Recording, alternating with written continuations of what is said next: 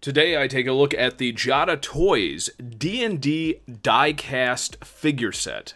This Walmart exclusive set is the only one available right now, but it is not the set that's causing all the waves on the internet. There apparently is a Beholder set. It looks like a Xanathar sculpt that was featured in Dragon Magazine. That's the set that everybody is really excited for, but this is the one that's available now, both online and at local Walmarts, so I thought I would take a quick look at it and showcase what's going on.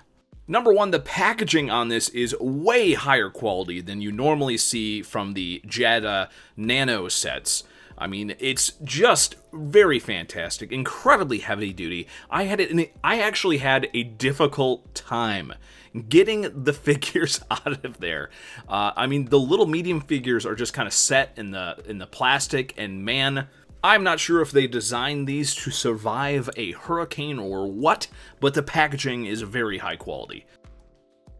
Which is interesting because the actual miniatures that you get are the same sort of nano figures that we've seen in stores for a while now. They're really nothing special, which is a little bit confusing. Clearly some R&D went into the actual sculpts, and the sculpts and paint job vary wildly between each figure. And they all have the indestructible paint job that these die-cast miniatures generally get.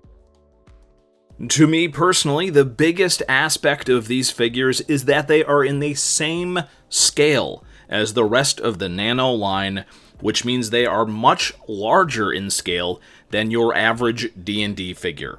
Which to me is such a shame and such a wasted opportunity.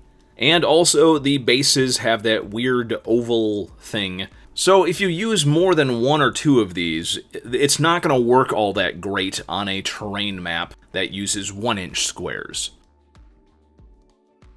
So the smaller humanoid figures seem to be the focus of this line, which is it's just very confusing.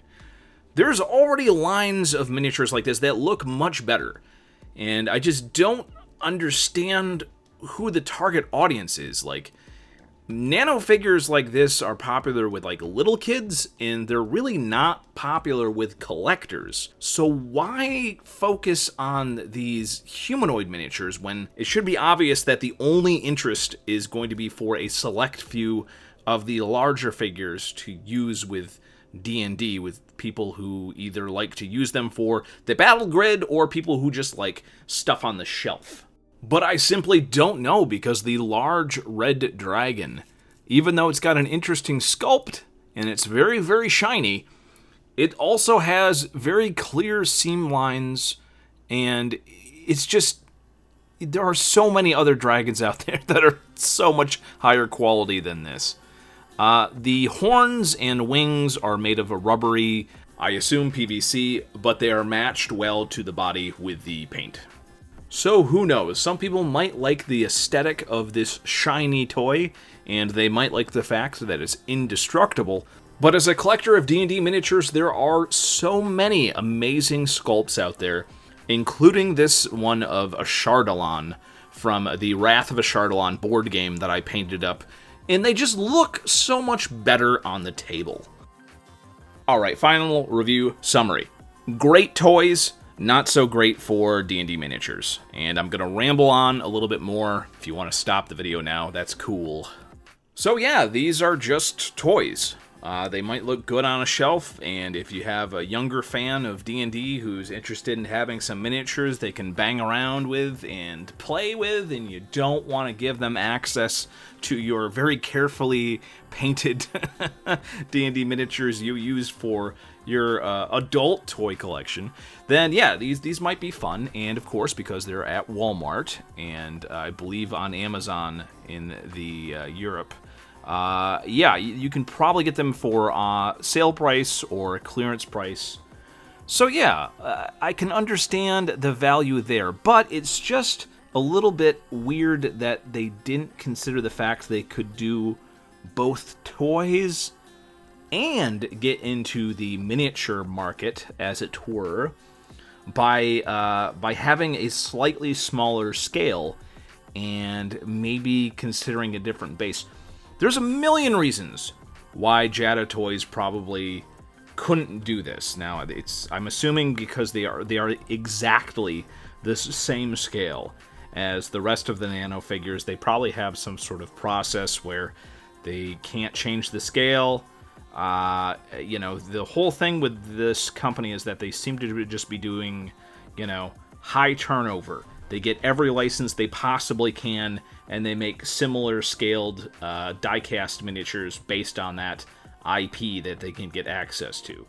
And, even among die-cast collectors, there's not much interest in these because of the lower quality compared to other die-cast stuff, as far as I know. Maybe I'm wrong. I don't know. And, there might be other reasons, too. I've long suspected that Hasbro is very picky on who they allow to make miniatures, official miniatures, that are within scale for D&D. Now, there's so many amazing companies that make high-quality miniatures now.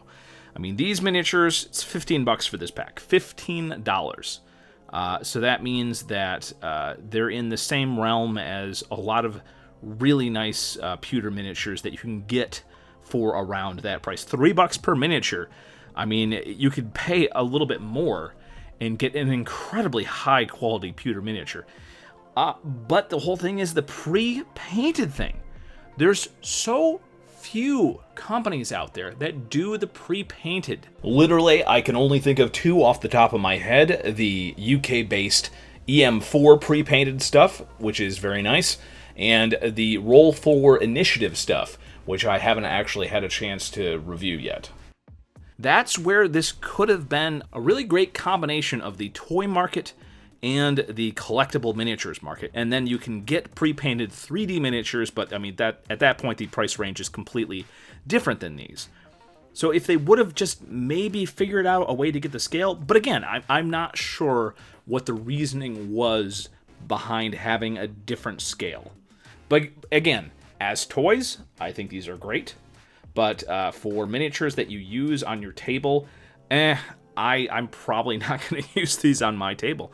The dragon is just wonky looking in a weird way, and I already have other dragons that look so much better. So I won't be using this from the table. Now, the Beholder, that is the thing that everybody's talking about. If the Beholder looks really nice, then by goodness, that might be something that I would be interested in. But that review will have to wait until that product is available to buy. I do want to make note that it's incredibly hilarious to me how dark and shadowed their promotional figures were. Come on, guys. You're not going to pull a fast one. People are going to know the level of quality. The large dragon is way in the back, so you can't see. So it's a little bit hidden, so you can't see the open seams and stuff, and everything's dark, and it's come on, guys. In any case, I hope you enjoyed this video and that it was helpful to you, perhaps. Please let me know if you have any other products that you want me to review. And heck, if you're having a great day, maybe consider subscribing to this channel for future content.